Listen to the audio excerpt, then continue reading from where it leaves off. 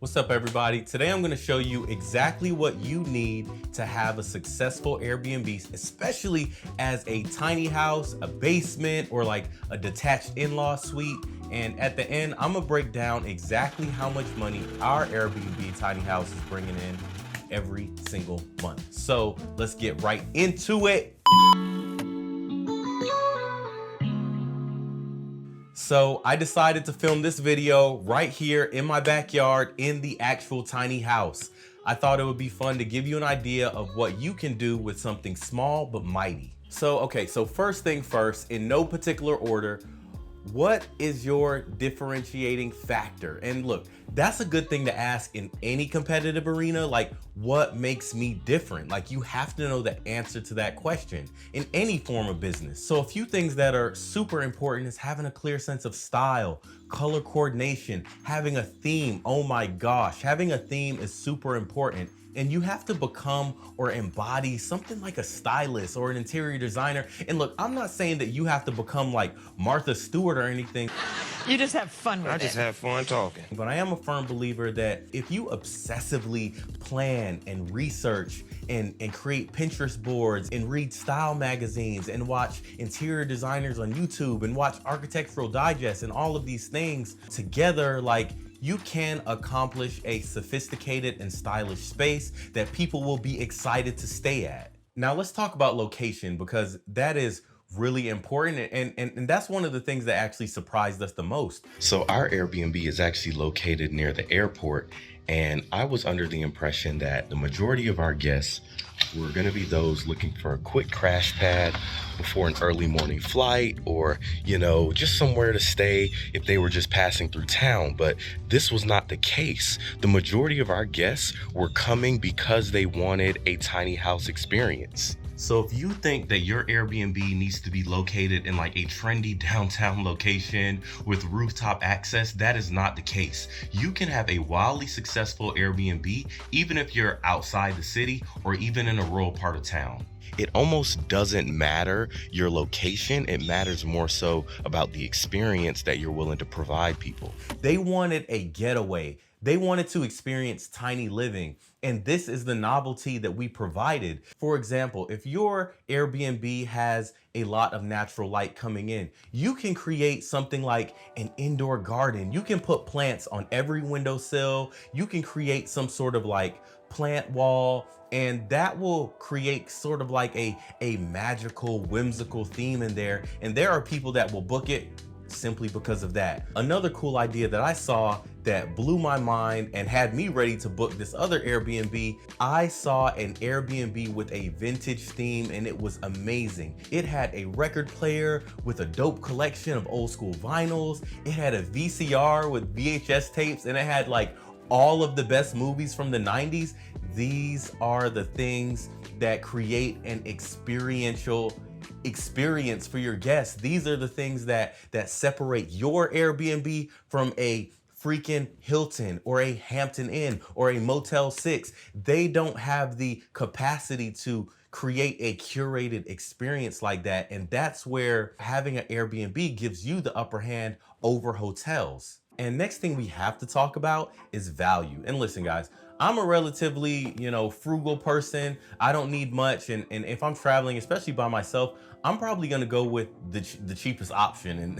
And maybe it's my limiting belief or something like that. But my mindset going into this and my strategy is that I need to provide both a better customer service experience and a better price than the hotels in my area. As a consumer, I'm an Airbnb purist. I remember when Airbnbs were cheaper than hotels. They were like $30, $40 a night. It was a great deal for everybody. It was super exciting to be able to travel and stay a place super cheap. But nowadays, that's not really the goal, and you can't really sustain yourself or your Airbnb that way. So my strategy was to actually undercut the hotels in my area. And how did I do that? Okay, so this is what you have to do.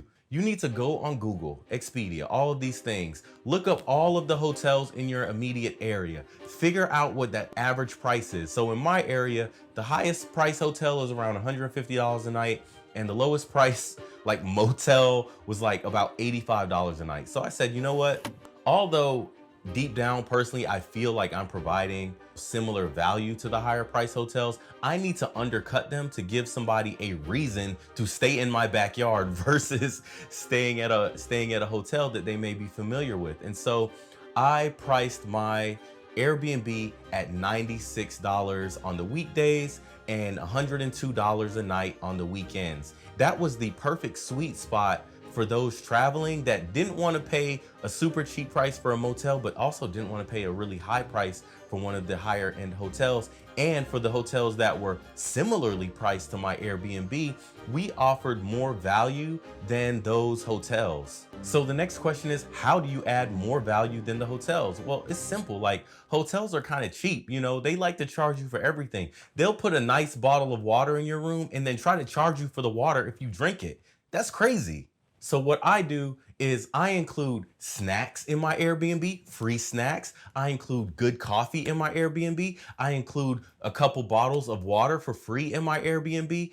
All of these things are completely complimentary, and it adds so much value to your listing. And you may not think it's a big deal, but trust me, people really do appreciate those little things, and they don't cost you much. So for example, I'll go to Walmart or a big box store, get a 40 pack of water, a couple snacks, a little bit of coffee for the Keurig, and all in that might cost like 30 bucks, 40 bucks. And it'll last me the entire month. Some people won't touch any of the food, any of the snacks. Some people eat it all up. Thank you for all the food that has been prepared here today, Lord. And it's one little thing that makes you just a little bit better than the hotels, and that they really appreciate. So let's talk about what I'm actually netting every month right here, a business right here in my backyard while I'm in the house.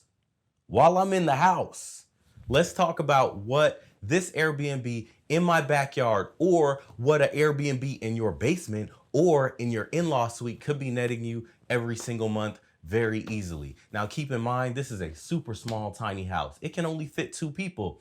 In your basement, you may be able to fit 4 people and charge a higher price. In your in-law suite, you may be able to fit 4 or 6 people and charge a much higher price. I'm only charging 96 bucks. So I'm telling you, I'm operating at the bare minimum. So this is what you can expect or more. So out of 30 days in a month, we're typically booked around 25 to 27 days. And on average, we're bringing in $2,000 to $3,000 every month from the Airbnb tiny house in the backyard. This is not money that I'm having to clock out and drive across town and go to work for. This is happening semi-passively, and we'll get into that right here in the backyard. And so, you know, what does that $2,000-$3,000 a month do for me? I mean, I'm a new dad, and this money, it takes care of daycare for my son. It takes care of like all of our food. It takes care of our utilities. Now, I'm not saying $2,000 or $3,000 is like life-changing money or anything like that, but it helps a lot when you don't have to worry about where the money is coming from for daycare, or where the money is coming from for gas. Like, when I go to the gas tank, I fill up and I don't even have to think about it anymore. My son's daycare is on auto draft at this point. The utilities are on auto draft at this point. So let's talk about why I call this a semi-passive source of income. It's not like it's just sitting here in the backyard and people are checking in and checking out. At $96 a night, you know, this business model does not work if we have to hire a cleaner. So we do all of our own cleanings. We have it down to a science where we can clean and flip the entire Airbnb in 45 minutes to an hour. My wife works from home. I work part-time as a cinematographer. Usually there is always someone here at the house. And for me, it's kind of therapeutic. I put on a podcast or I listen to some music, I clean, and before you know it, the tiny house is done and I'm off to doing other things. But that is the compromise that we had to make. In order for this to be a sustainable and profitable business, we had to do the cleaning ourselves. You may be able to hire a cleaner, for example, if you have a 2-night minimum or a 3-night minimum, then it's no problem to pay a cleaner $50 to go ahead and take care of that because it's not eating too much of your budget. So this is the balance that we found between profitability and workload, and it's worked out really well for us. So that's all I have for you guys today. If you got something out this video, hit that like button, subscribe, and you definitely don't want to miss the next video where I talk about the budgeted cost and the hidden cost of building this tiny home. See you on the next one.